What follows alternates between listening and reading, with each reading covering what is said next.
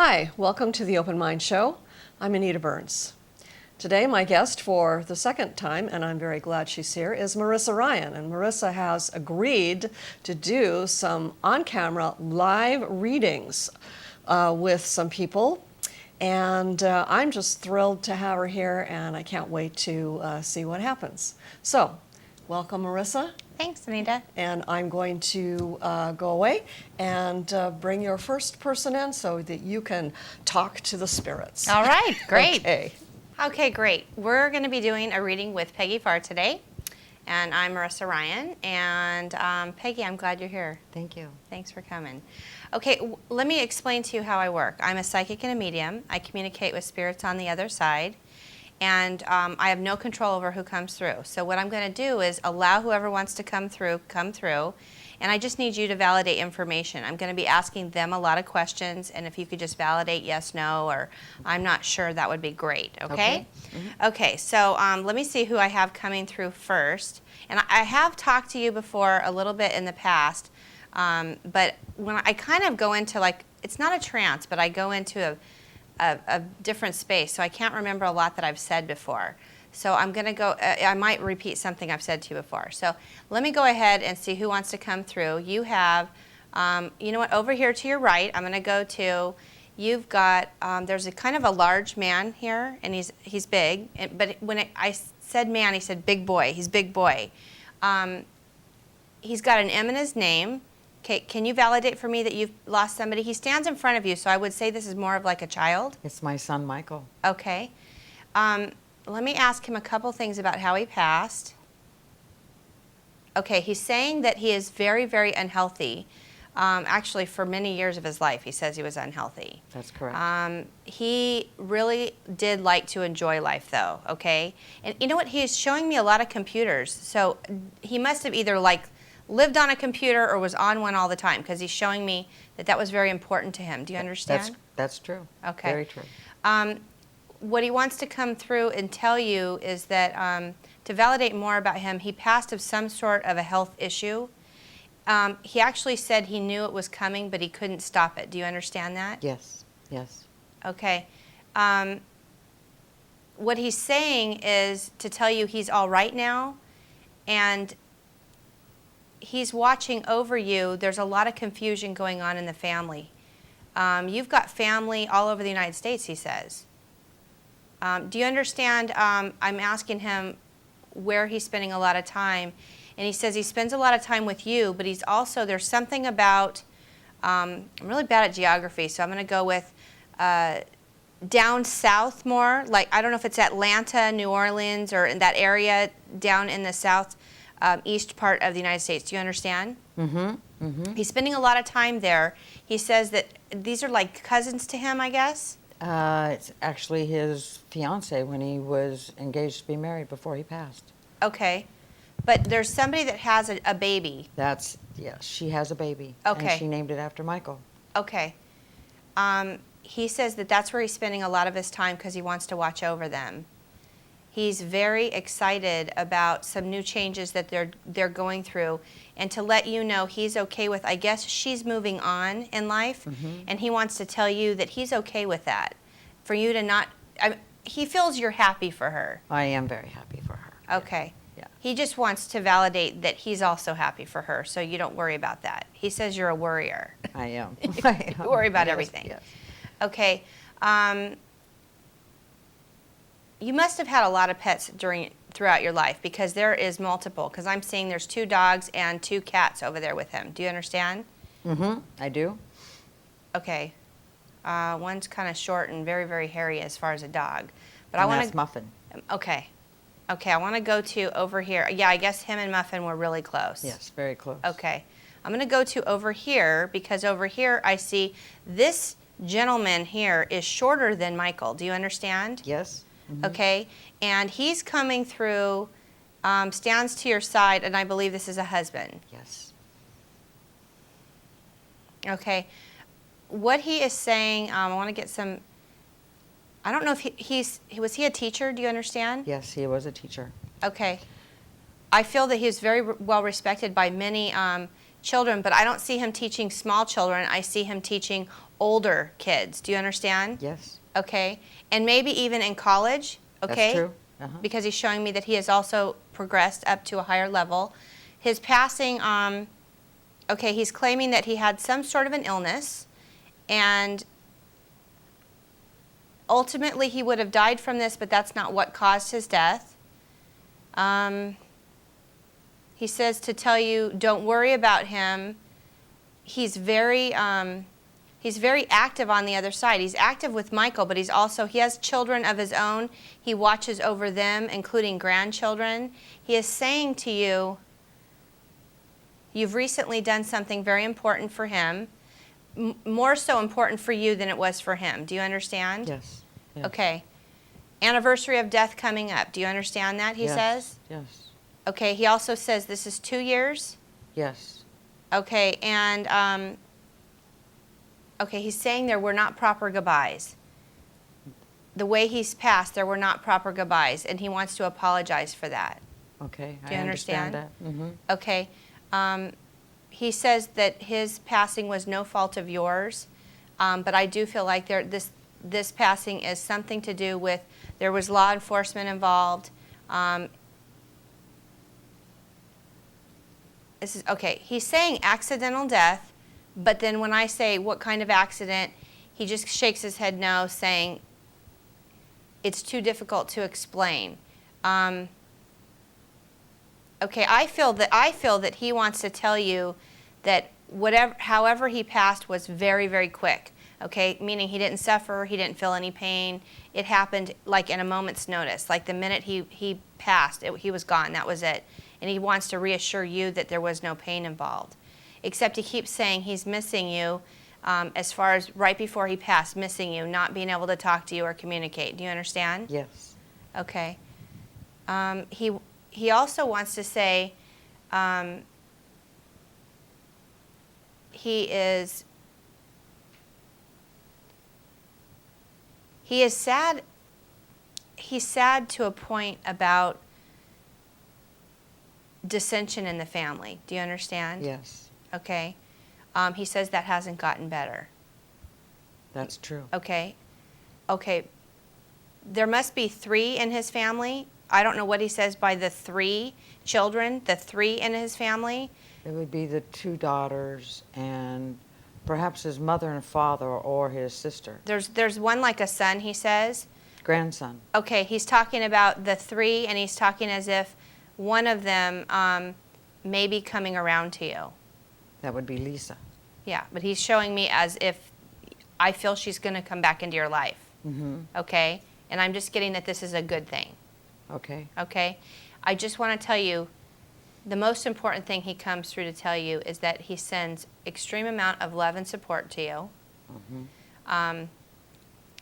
I asked what he's doing on the other side. He says he's pulling out his creative side and he's painting. He's painting. Okay? He says thank you for the flowers you've planted, that you've planted something in his honor. Yes. And there is some sort of statue in this plant area. Do you understand? That's true. Yes. Okay. And these are just validations. He wants to come through to let you know he's around watching you.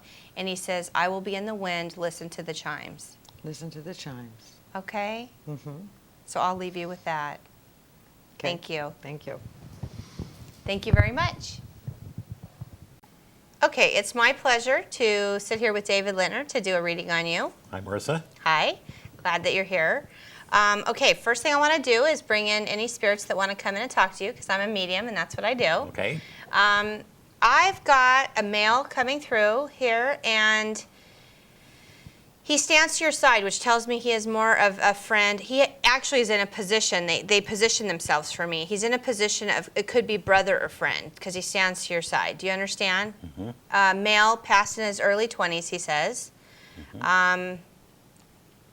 He is telling me, I'm asking him how he knows you, and he says that it's from school, okay, some sort of schooling, okay, and he just says buddies, so I guess you guys were like really close. Okay, that's what he's saying. Okay. I want to ask him how he passed. Actually, what he's coming through and saying is, first, before he wants to talk about how he passed, is he's very, there's a lot, well, he had a lot of family. There's a lot of family around him. I really feel like a lot.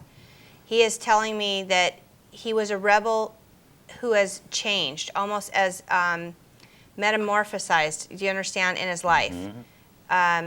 What he is saying to me is that his passing was quick. He says it was an accident. Okay, when I ask him what kind of accident, because I mean he could have fallen off something, all I know is he is showing me a car that has skid marks, screeching tires, and I see it veering to the right. He's showing me there is a tree involved. There was a sudden impact. Do you understand? My friend Steve Okay. from seminary who, yeah. Okay. Do you understand this being an old school that you went to? Is it a very old school? An old school? I don't know what he's just saying, old school. So I don't know if he's saying it looks like an old school or it was an old school, Well, yeah, it but probably old looked school. like, yeah, the building was, the architecture was old. Okay. I'm trying to get some validation from him. What he's saying is that he saw you recently before he passed, and that he wants to tell you how important your friendship was to him. And he also is saying you're the only person that got him. Okay? Meaning there's a lot of people and pressure from the outside that didn't get him, but you got him. Meaning it's I keep getting this James Dean rebel without a cause type of thing. So it's like you got him, you got the rebel in him. Do you understand that? Yeah, I do. Okay. He had tattoos and had been a drinker and. Okay. He has, he has a very kind of spiritual feminine side to him. Do you understand? Yes. Okay. And he likes to laugh. He's very funny. I feel like he has a lot of friends that were around him. He would bring a lot of life to a room when he came in. He's a very loving and nurturing guy. He became that. When I first met him, he was very gruff and very suspicious of everyone, but he went through this transformation and became a very loving, accepting kind of guy. Okay. The seminary you're saying that you guys were in together, that's what transformed him, Yes. he says. Yes. Okay. Absolutely. And he says even though he didn't understand some of the people that were there in the class with you, he really learned to love and respect everybody. He did. Okay, huge changes went on with him. He talks about being married. I believe he has, all I know is he's saying his mother was alive when he passed. I believe she was. Okay. Yes. And he thinks you're very special. Thanks, Steve. He does. That's nice. And it's like, I don't know, I know this may sound really strange if he used to drink beer and didn't drink beer, but he's still saying have one for him. All right. Okay. I will today. Okay. Yeah. Today, yes. Have more than one if you want. Yeah, one's enough. Yeah. So no, anyways, he's having a good time on the other side. Okay. And when I ask him, what do you do on the other side? The first thing he says is he's connected with the youth. Okay. So I see him as somebody who's a mentor. He can go to the youth, and even today, to kids that are alive, he has this words of wisdom of sharing his transformation with them, shows them that it's possible. That would make a lot of sense. Okay. Do you have any questions for Steve? I really don't. I feel at peace with his death. It was very traumatic at the time, and it generated a lot of thought. But I'm at peace with that, and I'm satisfied that he's at peace. He is at peace. It's funny because I asked him, how did you feel about dying in an accident? Being kind of shortchanged right before you were going to fulfill what you needed to fulfill in your life and move forward. And he says at first he kind of felt a little ripped off because it's like he had studied and he'd worked hard to get to a certain point, and he wanted to actually be able to go use the knowledge that he had actually learned. So he kind of felt like, I didn't get to do what I really wanted to do. But then he says when he got to the big picture and saw what the other side was, he realized that in the scheme of things, he still gets to do what he wanted to do anyways. So. Yeah. Okay. I guess I do have a question for him. Okay. Why did he marry the person he married? It was totally unexpected. He is telling me that he felt that there was some pressure involved in that marriage. almost as if he felt he was doing what people thought he should do. Okay? He says it was part of his transformation and it was taking the next step. I see. Okay? That makes sense. He says he did love her, okay? Still does. I get friendship with them, so I don't know if they were friends first and then moved into that, but I kind of feel like it was sudden for both of them. I don't feel it's like they dated for years and years and all of a sudden went No, through. they It's didn't. sudden for both. Yeah, they knew each other less than a year. Okay. He just says it was all in the plan for him. I mean, he felt it was almost as if, okay, definitely had a lot of bachelor years, okay, of being a bachelor. So did. what he's saying is the actual marriage for him was that final step as far as his education, his transformation, and the seminary. He really felt like it was the proper thing for him to do, and he thought she was a good person to do it with. Okay, makes sense. Yep, he's very happy. So thank you so much for being here. Thank you, Marissa. I really appreciate it. Okay, you take care. I will. Thanks. All right, great. Well, I'm excited. I'm here with Pat. I'm going to be doing a reading for Pat. So Pat, what I need you to do is I'm going to bring in any spirits that would like to come in for you, and if you would please just validate for me by saying yes or no or I'm not sure. So that allows me to go on with further information from them, okay? Okay, good. Okay, great. So the first thing I want to do is bring in who wants to come in for you. And actually, you have a lot of people here, okay? You've got a grandmother coming through from the other side who's connected to your mother. You also have, there's a younger male who's actually this is interesting. He is standing in front of you as if he's younger than you, but I don't feel like he's a child. Do you understand? Okay, and what he's coming in and saying there, okay, he's showing me a ring. Do you understand if he lost a husband? Okay. This is interesting too. His name is David? Yes. Okay.